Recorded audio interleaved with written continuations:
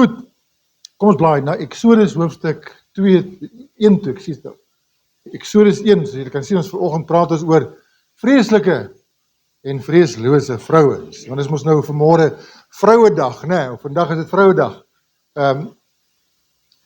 En ons wil by die geleentheid ook dankie sê vir die vrouens in ons lewens. Nie net in ons huise nie, maar ook in die kerk van die Here in besonder. Ek weet, daar is baie van die verpligtinge en verantwoordelikhede wat maar eindig by die vrouens. En dit is ook, en ek sê dit baie keer, dank die Here dat hier nie die geval soos hier is nie, maar in baie kerke het die mans so verdwyn, dat die vrouens baie van die verantwoordelikhede net eenvoudig van gevat het en mee aangaan. En dit hoort nie altyd so. Mans moet leiding neem, gemeentes waar mans net eenvoudig totaal afwesig is. So bid asseblief ook vir ons vrouens, en bid vir die mans ook in tussentyd ook, dat ons rol sal volstaan. Ons gun die vrouens om ook hulle deel te doen, en dan doen het goed, en dan sekere goeders wat hulle op 'n manier kan doen wat ons mans nie naby sal kom nie. Maar daar sekere dinge wat die Here ook vir ons as mans gereserveer het, wat hulle nie by moet wees nie. So bid asseblief vir hulle, en dat ons altyd daardie besondere rolverdeling wat die Here vir sy kerk gegee het, en ook vir ons as in 'n samelewing gegee het, altyd respekteer en sal handhaaf tot eer van die Here. Goed, kom ons lees Eksodus hoofstuk 1, en daar gaan jy nou lees van 'n paar dinge. Ek weet ek in hoofstuk 2 ook gelees het, maar ek dink julle sal die trant kry as ons daarby kom. Ons lees van vers 8 af. Toe staan daar 'n nuwe koning oor Egipte op wat niks van Josef geweet het nie. Die het aan sy volk gesê, kyk, die volk van die kinders van Israel is meer en as magtiger as ons. Slim planne teen hulle beraam sodat hulle nie kan vermeerder nie. En as ons in oorlog geraak, hulle ook nie by ons vyande aansit en teen ons veg en nie die land optrek nie. Daar is die opsigters van dwangarbeid oor hulle aangestel om hulle met harde arbeid te verdruk. En hulle het vir Farao die voorraadstede Pithom en Ramses gebou. Maar hoe meer hulle verdruk is, hoe meer het hulle vermenigvuldig en hulle uitgebrei sodat hulle bang geword het vir die kinders van Israel. Daarom het die Egiptenaars die kinders van Israel met hardheid laat dien en hulle lewe verbitter deur swaar werk met klei en baksteen en deur allerlei werk in die landerye. Al die werk wat hulle met hardheid deur hulle laat verrig het. En die koning van Egipte het met die Hebreëse vroedvroue, een se naam was Sifra en die ander se naam Pua, gespreek en gesê, as julle die Hebreëse vroue by 'n geboorte help, moet julle na die geboortestoel kyk. As dit 'n seun is, maak hom dood. Maar is dit 'n dogter, laat haar lewe. Maar die vroedvroue het God gevrees en nie gedoen soos die koning van Egipte aan hulle gesê het nie, maar die seentjies laat lewe. Toe laat die koning van Egipte die vroedvroue roep, en hy sê vir hulle, waarom het julle dit gedoen en die seentjies laat lewe? En die vroedvroue sê vir Farao, die Hebreëse vroue is nie soos die Egiptiese vroue nie, hulle is 'n klomp softies, lyk dit vir my, né? Want hulle is sterk. Voordat die vroedvroue by hulle kom, het hulle al gebaar. Maar God het aan die vroedvroue weldadigheid bewys, en die volk het vermenigvuldig en baie magtig geword, en omdat die vroedvroue God vrees het, het hy huisgesinne aan hulle geskenk. Toe gee Farao aan sy hele volk bevel en sê, al die seuns wat gebore word, moet julle in die Nyl werp, maar al die dogters kan julle laat lewe. Nou as jy nou verder gaan lees, hoofstuk 2, dan is dit die geboorte van Moses, en hoe hulle toe vir Moses daar tussen die riete gaan wegsteek het, en toe het Farao se dogter op Moses afgekom en hom ingeneem, en versorg en het groot geword, en het sy eerste 40 jaar, dink ek, het hy daar gebly, en toe die Here hom geroep en hom aangestel om die volk uit Egipteland ook uit te lei. So 'n besondere rol wat die vrouens daar gespeel het in daardie episode van Israel se geskiedenis. As ons praat van vreeslike vrouens en van vreeslose vrouens, dan praat ons daarvan in 'n Bybelse opsig natuurlik. Daar is in die wêreld natuurlik ook 'n hele paar van hulle. Dan nie hierdie. Maar vreeslike vrouens en vreeslose vrouens is hier, maar vreeslike vrouens daarom nie. Maar as die Bybel praat van sulke vrouens, dan is dit vir my bemoedigend dat die Here nie dit wegsteek, dat daar vrouens is wat nie altyd so goed is. Dat daar ook vreeslike vrouens in die Bybel is. Maar ons klem ons vanmôre nie op die vreeslike vrouens soos hier, maar eerder op die vreeslose vrouens. Want dis hulle wat die kerk van die Here in 'n groot mate ook dra. Baie sulke vrouens is wat bid vir hulle predikante, wat bid vir hulle gemeente, wat bid vir siele, wat bid vir sommer alles. Ek dink baie van gebeds aktiwiteite in gemeentes by die kerk van die Here deur die eeue het vrouens 'n verskriklike groot rol gespeel. En mag dit altyd ook so wees. So ons praat in die Bybel, daar's al hierdie verskillende vrouens. Daar's hy werk nou nie vir die slides nie. Hoor, kyk net gou vir my daar so asseblief. Daar gaan hy nou. Presies, dankie.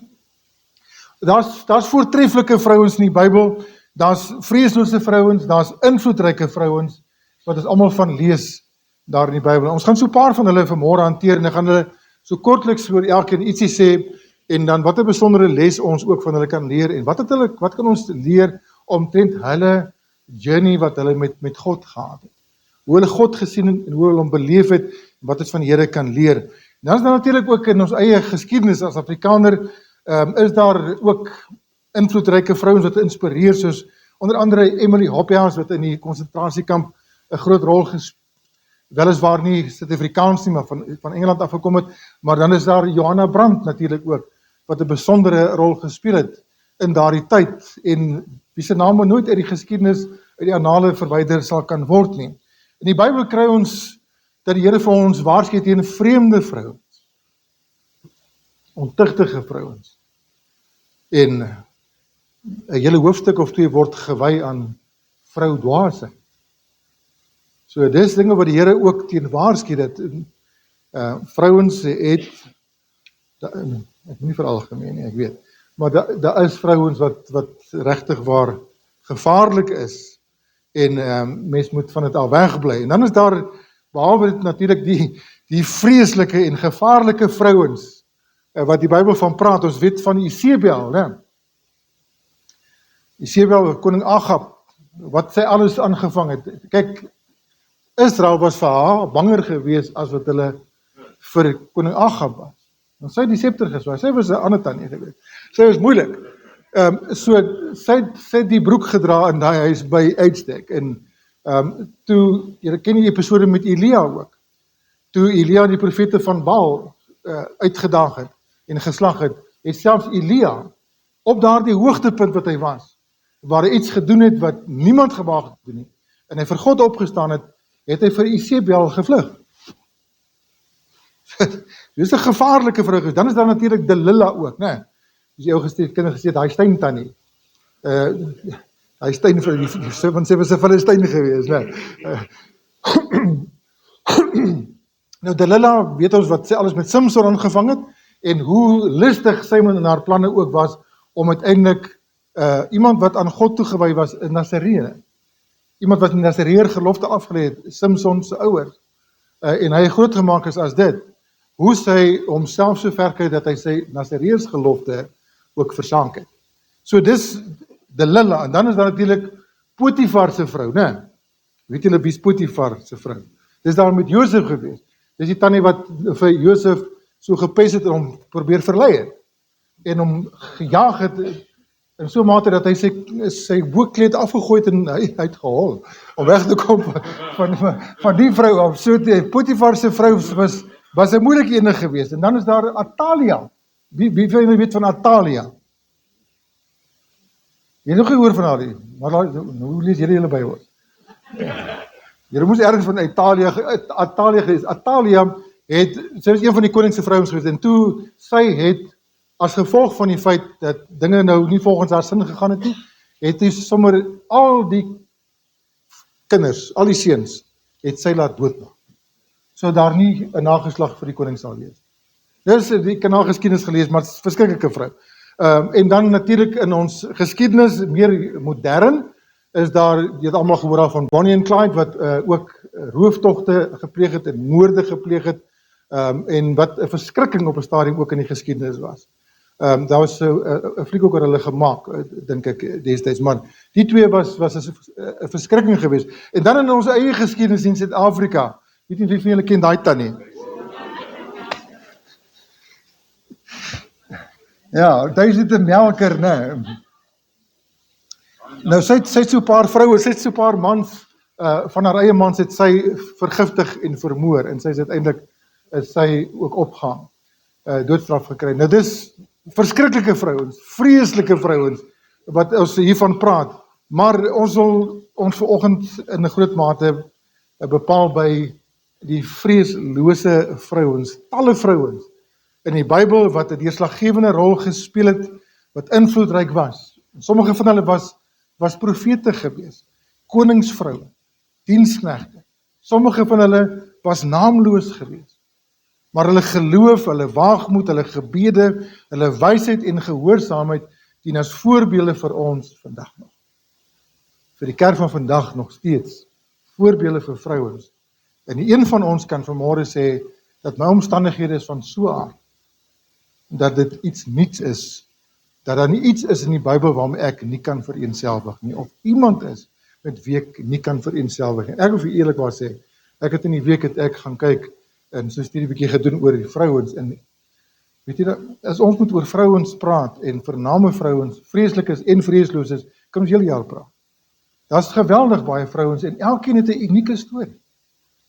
En elkeen het iets waarmee ons kan vereenselwig, maar hulle lewens is 'n openbaring van God se krag en getrouheid, 'n openbaring van sy groter raadsel en dat God werklik geen aannemer van die persoon is nie.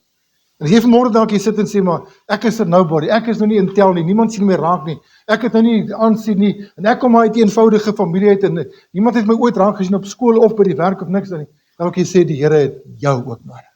Hy kan jou ook gebruik. Want selfs jy het 'n rol om te speel, ongeag jou agtergrond en wat jy van jouself dink. Handelinge 10 vers 34 bevestig dat die Here sê deur Petrus, hy het sy mond geopen en gesê, ek sien waarlik dat God geen aannemer van die persoon is nie, maar dat in elke nasie, een wat hom vrees en geregtigheid doen, hom welgevallig is. So daar is God se kriteria. Net eenvoudig beskikbaar te wees. Iemand wat God vrees en sê, Here, ek het nie veel van 'n storie nie, maar ek het 'n storie. Gebruik my. Here, hier is ek. Met die paar talente of die paar gawes wat ek het. Met my beperkte middele, Here, hier is ek.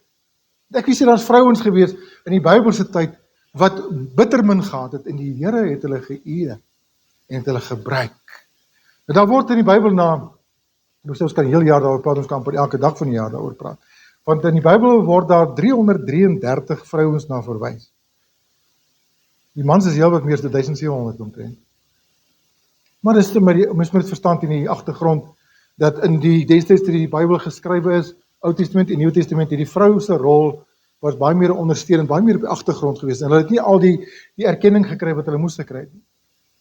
Volgens tradisie nie, maar dit was van God se kant af nooit so gewees. God het nog altyd die vrou waardig gesien en geag. En dis waar Jesus baie keer so radikaal geraak het in sy bediening, dat hy al hierdie sieninge en opvattings en tradisies wat daar was, net eenvoudig die appelkar omgekeer het en hulle erkenning gegee het en met hulle gepraat het en met hulle tyd gespandeer. En dit sê vir ons waar God se hart nog al die tyd gelê het. Vrou was nie 'n nobody gewees. Tradisies en burgerlike dinge het veroorsaak dat die vrou daai rol op die agtergrond gekry het.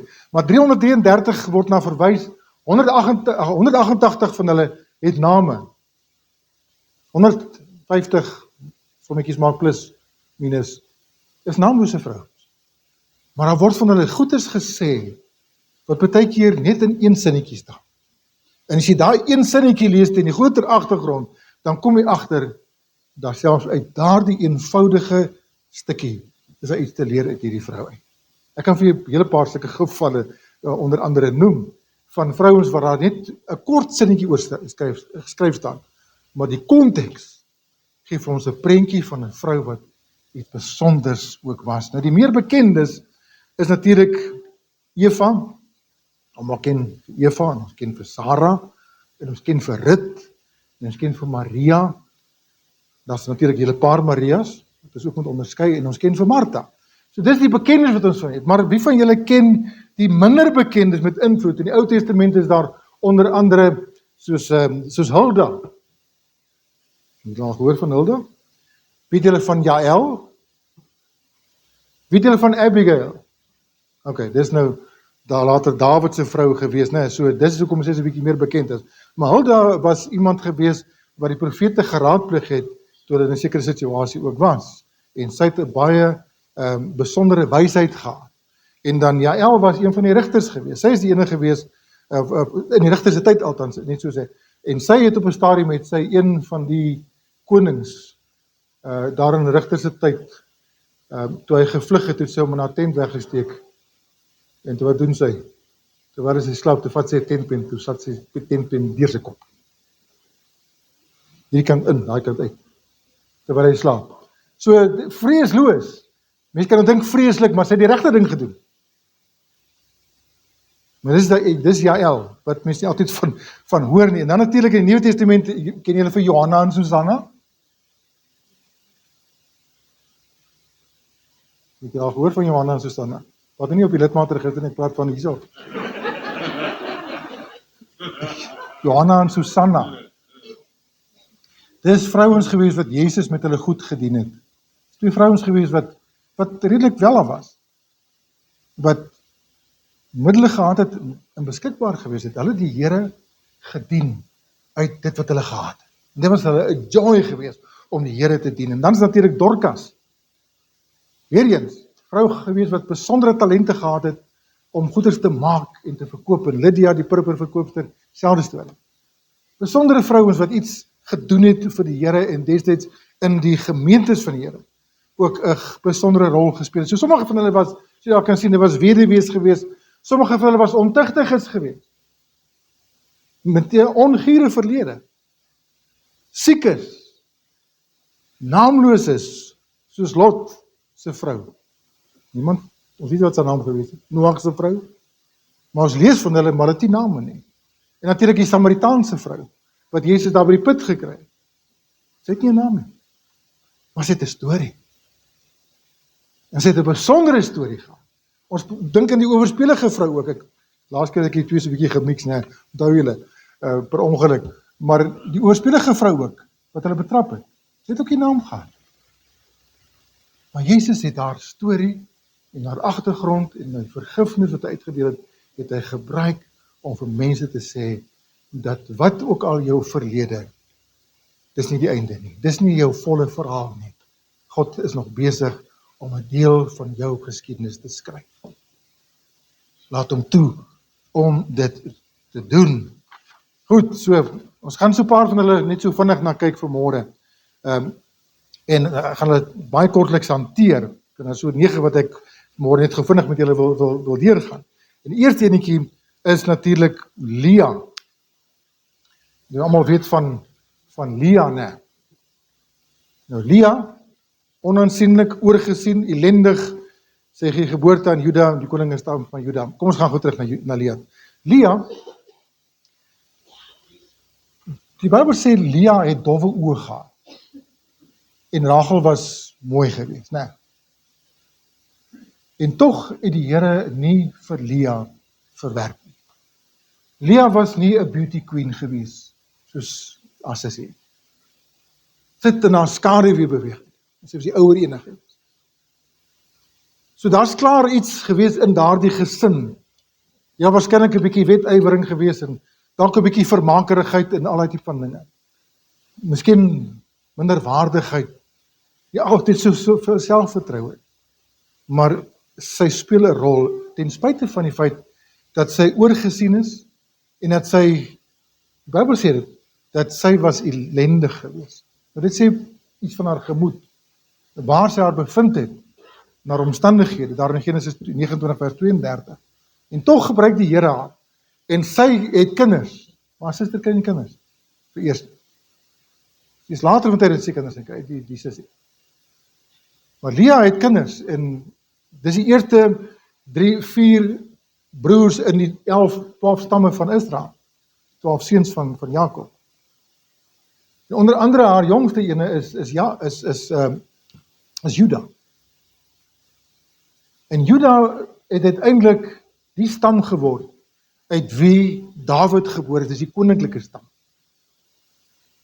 En uit daardie selfde stam het Jesus se aardse vader gekom. Koninklike stam. Juda. Dis hoekom Jesus word vandag ook nog steeds genoem die leeu van Juda. Want die leeu was die embleem gewees van die stam van Juda. So kyk na haar agtergrond, kyk na haar omstandighede, maar kyk na haar nalatenskap. Kyk hoe God haar geëer het en haar raak gesien het, terwyl ander haar een kant geskuif het en sy hier met hierdie ding gesit het. Ek het dowwe oë. Nou, dis maar die uitdrukking wat hulle gebruik het om te sê, iemand was nie mooi geweest. My pa het altyd gepraat as iemand lelik is en sê, hy is minder mooi. Nou, Lia was minder mooi geweest. Maar was dit die einde, was dit daar die hele storie geweest? Hoegenaamd nie. Dan kom ons by Sarah natuurlik, volg jy netjie. Sarah, oud, maar sy het geloof gehad om te wen. Oor Sarah kan ons nou baie sê, maar ek dink die mense daarvan ken u. Maar selfs Sarah, wat in haar ouderdom, wat sy nog nie kinders gehad het nie, kry sy 'n belofte van die Here, dat sy gaan 'n nageslag hê. En aanvanklik het sy gedoen wat ek dink baie ou tannie seker sou gedoen het. Sy gegil oor hierdie storie. Dis 'n ongemaklike storie. Maar sy laat God toe. En sy vat die belofte. En die Here gee vir haar op einde 'n seun, Isak. En die Here het 'n verbond met Abraham aangegaan en deur Isak sou dit voortgaan. Daar is die fondasie gelê. En hy gebruik hierdie hele, kom ons met hierdie hele setup, waar Isak berg op saam met sy pa is om geoffer te word, gebruik hy as 'n tipe, as 'n les, 'n voorbeeld, wat 1000 jare later sou gebeur. Want op daardie berg, met hierdie seun wat die Here vir Sarah gegee het, vervul die Here sy belofte, die Here sal vir homself 'n lam voorsien. En hy het nie net 'n toepassing gehad op Abraham, wat 'n lam eintlik nodig gehad het om te offer vir die Here nie. En het die Here in die plek van sy seun die lam gegee. Dit het betrekking gehad op Jesus, wat uiteindelik die lam van die wêreld sou word, wat die Here voorsien het vir jou en my sonde. So kyk wat 'n rol speel Sarah in hierdie hele verhaal. Ongemaklikheid, daai spreekwoord sê, haar verleentheid word God se geleentheid. En dit is ook met jou ook so. Jy is ook deur 'n paar verleenthede. En dan dink ons, my laaste verleentheid is nou ook sommer die laaste hoofstuk in my storie. Die Here skryf nog aan jou storie. Jou verleentheid. Dit waar jy vanmôre dalk skaam is. Wat ek dalk geoorsaak het dat ek my vrymoedigheid word. Ek praat nie vanmôre net met die manne nie. Ag, my vrouens nie. Ek praat met die manne. Want dit is 'n les vir jou en vir my. Ons dink baie keer my laaste verleentheid, my laaste skaam, my laaste neerlaag is nou soms verby. Dit skep 'n geleentheid vir God om jou verleentheid om te dra. So dis Sarah. Lees daar in Hebreërs 11 vers 1 van haar. Dan is daar natuurlik Hagar. Hagar en Sarah was natuurlik twee vrouens gewees. Die byvrou, sy is die byvrou van, of die slavin gewees, en ek nie byvrou, is die slavin van Abraham. En Hagar word vergeet. Die oomblik toe sy nou die kind het, toe draai Sarah sy hele houding teenoor Hagar net so. En toe haal Sarah al haar frustrasies en al die dinge oor, en haal sy nou op Hagar uit. En so mate dat Hagar dit onuithoudbaar ervaar het, en sy vlug. Sy het die woestyn met die kind, met Ismael. Verstote, verdruk, vergete. Maar het God dan vergeet? Nee. En al het Abraham nou nie veel gedoen nie, en Sarah die een mag gewees wat die uitdrywing gedoen het, en die gesindheid verander het God se gesindheid teenoor Hagar nie verander nie, want sy was in 'n groot mate 'n slagoffer van haar omstandighede gewees. En die Here gebruik haar ook, en hy sê vir haar, hy gee vir haar beloftes omtrent haar seun Ismael. En die week toe ek daarmee besig is, so dink ek ook daaraan. Jy moet nog kyk waar Ismael vandag, dit wat uit hom gebore is, later van tyd, waar het geëindig het, dit is nie Hagar se skuld. Die feit dat die hele Islam Ismael uit ontwikkel het, uit die Arabiese nasies uit, dis nie Hagar se skuld. Maar Hagar het iets met die Here ook beleef, en ons gaan net daarna ook kyk, maar buiten die feit dat sy belofte van die Here ontvang het, omtrent haar seun Ismael en sy onmiddellike geskiedenis daarna, het sy ook iets van God geleer. En dan kom ons by Rahab. Jy weet wie is Rahab, né? Die Bybel gebruik nou daardie woordjie wat die woke geslag vandag nie wil gebruik nie. So moet ek so praat, mens praat nie so van 'n vrou nie, en dis nou benede hulle, maar die Bybel sê sy was 'n hoer. Punt. Vandag sal hulle dan vir haar 'n ander naam gee.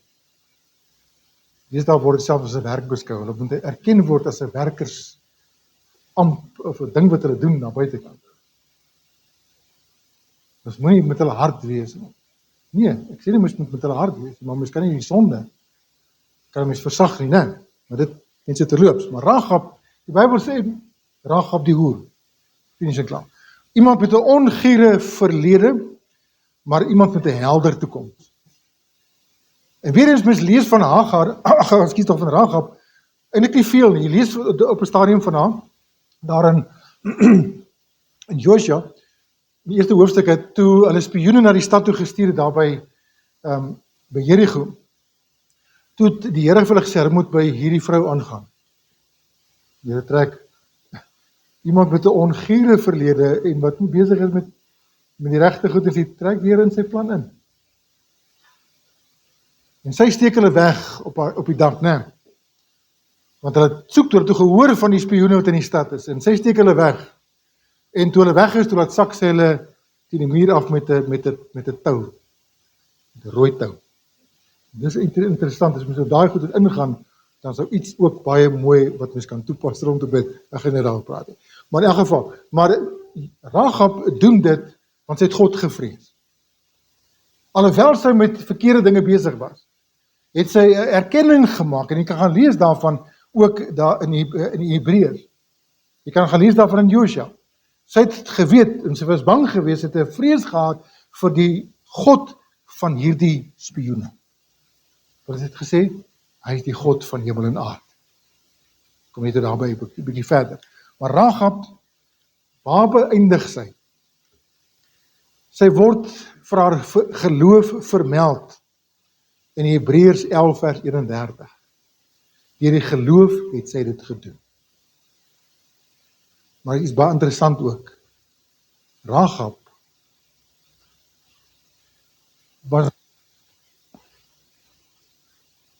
was Dawid se ouma grootjie. Het dit gedoen? Sy is deel van die koninklike geslag. Sy is nie 'n nobody nie. Haar ongiere verlede, haar sonde definieer haar nie. Die Here gee vir haar identiteit. Dis wat jy en ek ook moet verstaan. Dit wat jy aangevang het, is nie jou identiteit nie, dis nie wie jy is nie. Dis wat die vyand wil hê, jy moet van jouself glo. Ek is 'n loser. Ek is 'n nobody. Ek is naamloos. Ek het 'n geskiedenis. Rahab is ons 'n voorbeeld. Dis nie waarna God kyk. Hy eer haar en hy bring haar in. En haar hele geskiedenis word anders te geskryf daarvan af verder. En daardie deeltjie wie sy was deel van haar storie gewees. Maar dit het nie haar identiteit gegee nie. Goed, so dis Rahab, né? En dan kom ons by Hanna. Gewone vrou, wat vir ons wys wat is die krag van gebed. Kom ons gee ons 'n bietjie die agtergrond van Hanna. Sy is daar in 1 Samuel vandaan. Sy was natuurlik Samuel se ma, né? Hanna kon nie kinders hê. En toe sy nou nog die ander 2 vrouens van haar man, hulle het kinders, nou tergel haar, spot haar, vermakerig daar in die huis. Ja, ek weet nie wat alles gesê is nie, maar dit vrouens kan nogal nasty wees, né? Dit is beseker goed is kom. En dis Hanna se lot gewees, dit waar sy uitgelewer was. Wat doen sy met al daardie haat en nait wat daar is, en al daardie getergery en gespottery en vertrappery wat in die huis plaas, wat maak sy met? Sy gaan na God toe met. En sy gaan bid. Sy gaan smeek voor die Here, dat hy haar sal hoor. En sy maak 'n belofte aan die Here, sy sê, Here, as U vir my 'n kind gee, 'n seun gee. Sy vra nie vir 'n kind nie, sy vra vir 'n seun. En sy weet wat 'n belangrike rol het seuns gespeel. En sy weet ook 'n seun gaan vir haar man 'n baie groot ding wees. Sy vra vir 'n seun. Sy sê vir die Here, Here, as my 'n seun gee. Ek sal hom speen, ek sal hom sterk maak en dan gee ek hom vir U.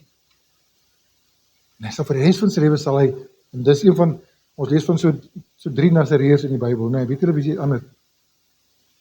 3 ouens wat Nasareërs was in die Bybel. Wie was dit almal? Samson natuurlik, is almal wat net van gepraat. Samuel was nog ene. En Johannes die Doper, né? So, daar's hy. Maar sy sê vir die Here, ek sal vir my seun sal ek die Nasareër gelofte laat aflê.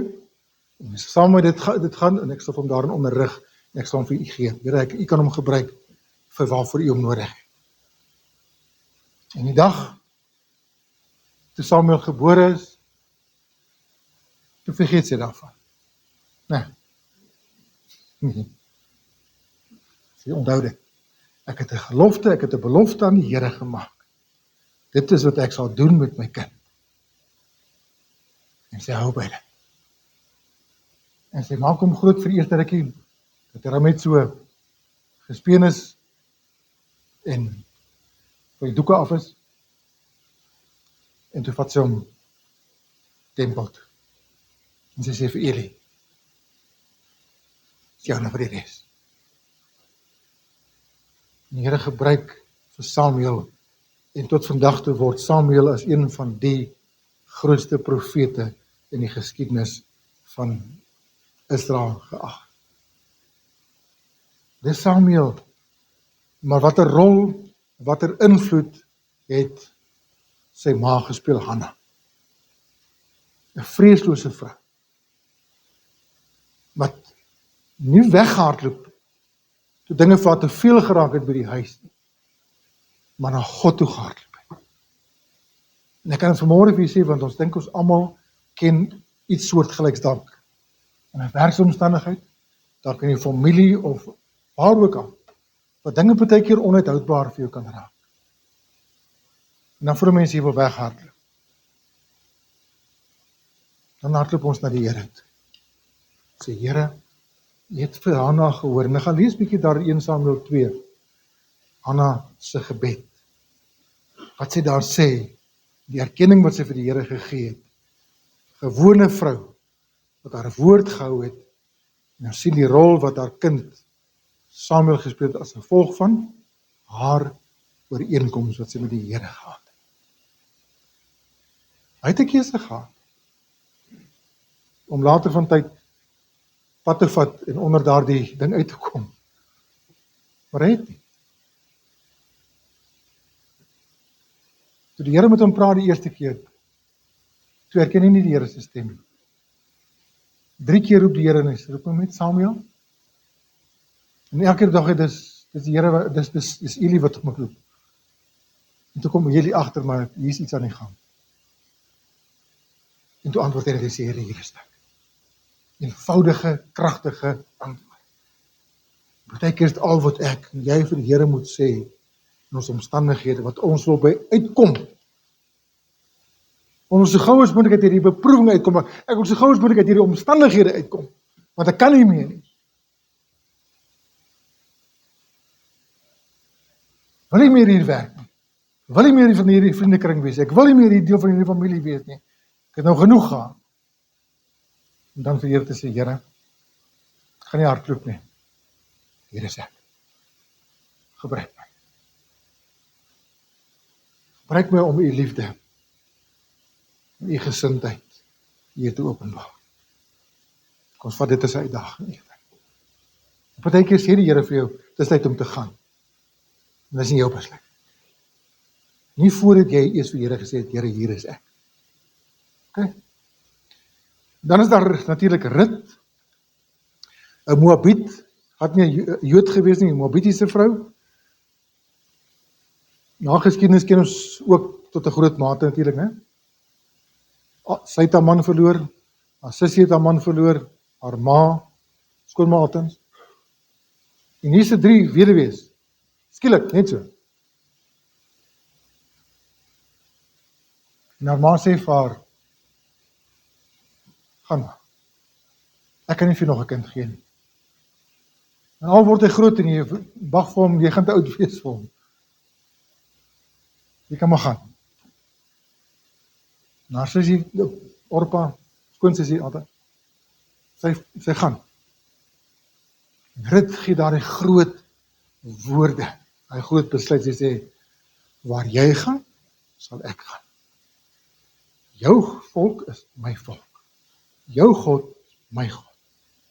Waar jy vertoef, sal ek vertoef. Net die dood gaan tussen my en jou kan kom. En sy eer dit. Sy hou daarby. En die gevolg is dat sy ook opgeneem word in Jesus se geslagsregister. 'n Moabitiese vrou. Weet jy, die hele geslagsregister van Rut, van Dawid is Joods, is Israelies.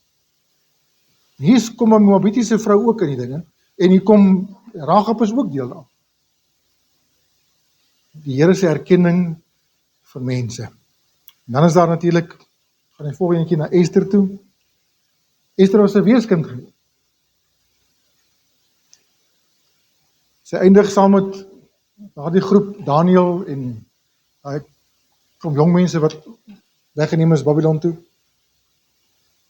Sy is deel van daardie ballingskap. Sy eindig daar in die koning se paleis en sy eindig uiteindelik as die koning se gunsteling. As koningin. En sy speel 'n rol in die behoud van Israel, en wat sy gedoen het, dat ek het so stel, as dit wat sy gedoen het, nie gebeur het nie, het Israel se geskiedenis daar geëindig. Dis die geweldige bepalende rol, die invloed wat sy gehad het, in die behoud van God se volk, en van God se plan. Want toe, hulle moes nou vir Haman altens, die Jode wil doodmaak, het 'n aanvanklik sanksie van die koning gekry met dit. En toe wat doen Ester? Sy besluit, want sy gaan die koning gaan sien. Sy waag dit. Want dit is nie vir enige iemand bedoel gewees, stel nie sy vrou of niemand mag het gedoen het. En sy gaan nader na hom, en met 'n versoek. Maar sy het 'n gesindheid gehad van, kom ek om, dan kom ek om. Ek gaan dit doen vir my volk, ek gaan vas, en ek gaan bid vir hierdie saak. En die koning luister na, en die situasie draai om. En uiteindelik word Haman opgehang, en nie Mordegai. En die volk van God gaan aan. So kyk na haar invloed, dan is daar Maria, jonk, haar oorgawe wat sy gehad het. Toe die engele aan haar verskyn en sê, sy gaan 'n kind hê. Sy is nie getroud nie. Sy en Josef was verloof. Maar sy onderwerp haar aan God se plan. Sy onderwerp haar en wees gehoorsaam, toe die Here sê, ek het jou gekies, uit al die vrouens, om my seun in hierdie wêreld as kind te bring, as mens te bring. Gaan kyk na Maria se loflied in haar eerste hoofstuk. Jonk, gering, maar haar oorgawe, onderwerping, haar gehoorsaamheid speel so 'n groot rol dat Jesus in hierdie wêreld kon kom. Nou die laaste enetjie van hierdie klompie wat ek net na wil verwys is Priscilla. Priscilla en haar man Aquila was in die vroeë gemeente steunpilare gewees, tentmakers gewees. Sy en haar man was steunpilare met hulle wysheid, hulle insig met betrekking tot die woord van die Here. Daar in Handelinge 18 vers 24-28 hoor hulle van Apollos, dit eintlik een van Paulus se medewerkers was, né? Groot rol gespeel het, maar Apollos sê, die Bybel sê vir ons, Apollos het 'n besondere skrifkennis gehad. Hy was baie slim gewees, baie wysheid gehad. Maar Priscilla en Aquila kom agter.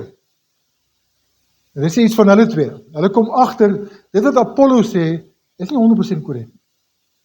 Van sy doktrin, sy leerstelling kort iets. Dit sê baie van hierdie man en sy vrou. En hulle gaan vat vir Apollos en hulle gaan roskam hom nie. Hulle gaan was nie sy kop en sê vir hom, hoor jy, ons kors jou uit die gemeente uit nie, vat jou pad, ons is klaar met jou nie. Hulle sê vir hom, kom sit. En hulle deel met Apollos dit wat die Here aan hulle openbaar het omtrent die evangelie, omtrent Jesus. En hulle maak hom die fynere dingetjies, maak hulle hom bekend. En Apollos van daar af glo ek, was sy bediening nog kragtiger geweest. So die rol wat 'n vrou saam met haar man kan speel ook in hierdie opsig. Wees gevaarlik. Wees net gewaarsku, is gevaarlik. Nie al die vrouens glo nie, hoor. Van die grootste dwalinge in die kerk se geskiedenis is die vrug van vrouens. Mary Baker Eddy, Christian Science, Ellen White, Seendagse Adventiste. Ek kan hier 'n paar ander vir noem ook. En ek skroom nie, party van hulle sal ek het, wat is die ander tannie wat ek hier van Joyce Meyer. Ek is nie bang om aan naam te doen, nie skaam. Maar vanaf bly jy weg. Daar's goeie dinge wat sy sê, maar dis een van die wat haar so gevaarlik maak. Wanneer jy waarheid en leuen mix, sit jy met 'n groter probleem as 'n valse, infame leuen.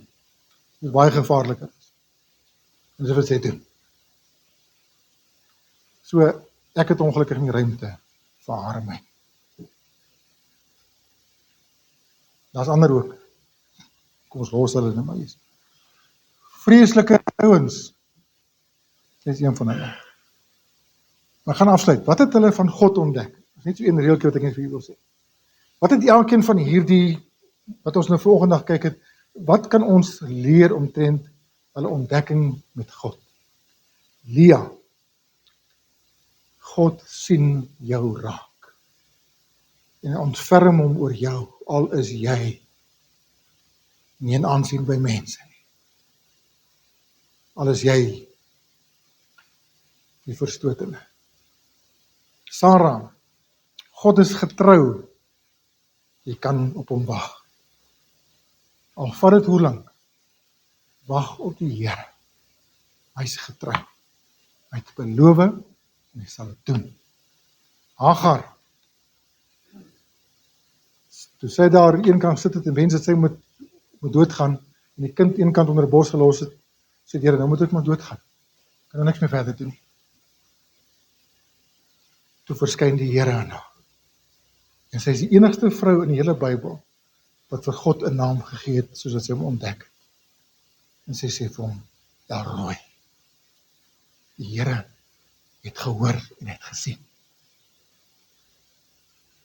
Sy ontdek God. En dis hoe jy ook kan ontdek.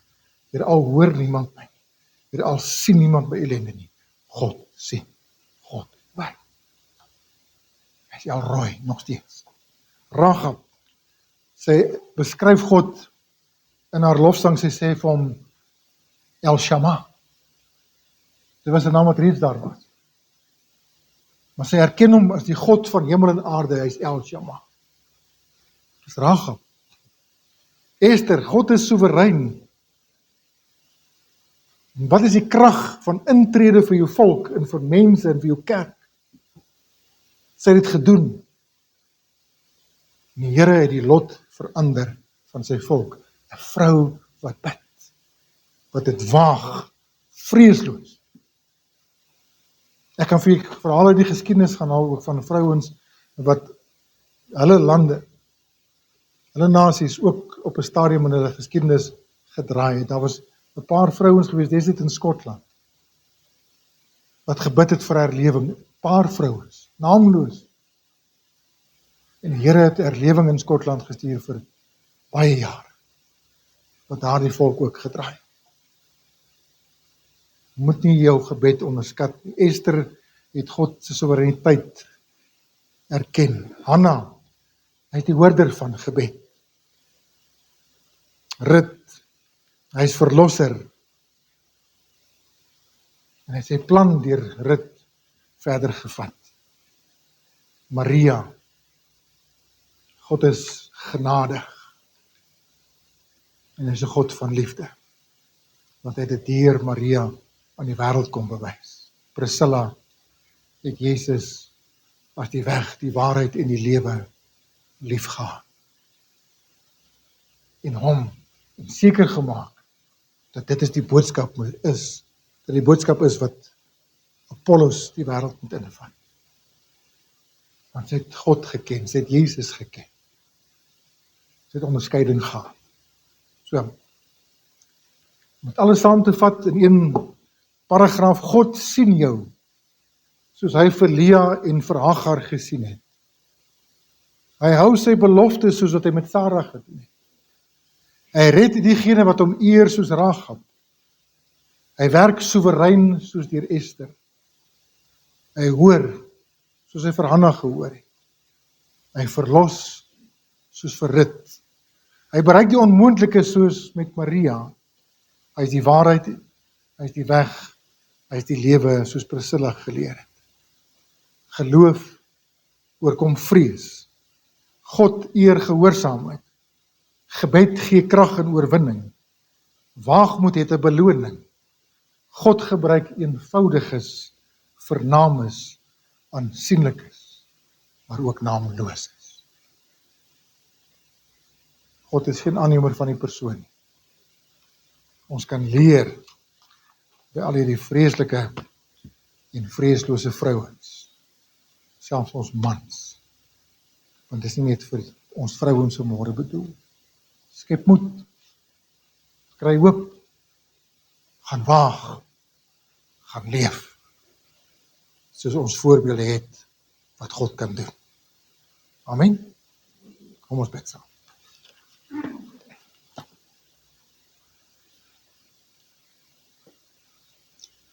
Here, baie dankie vir u woord vanmôre. Dankie vir hierdie voorbeelde, want u het dit vir ons ook geskryf daar in 1 Korintiërs, dink ek hoofstuk 10.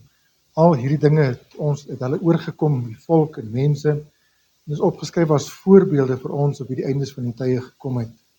En baie van dit dien vir ons as waarskuwings ook.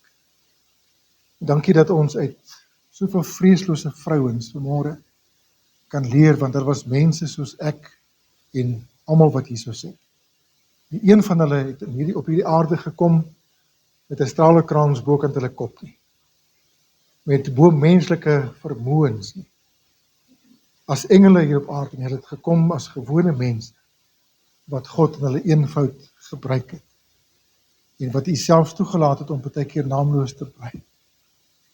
Maar Here, in dit alles sien ons vir u raak as die een wat die onmoontlike kan doen.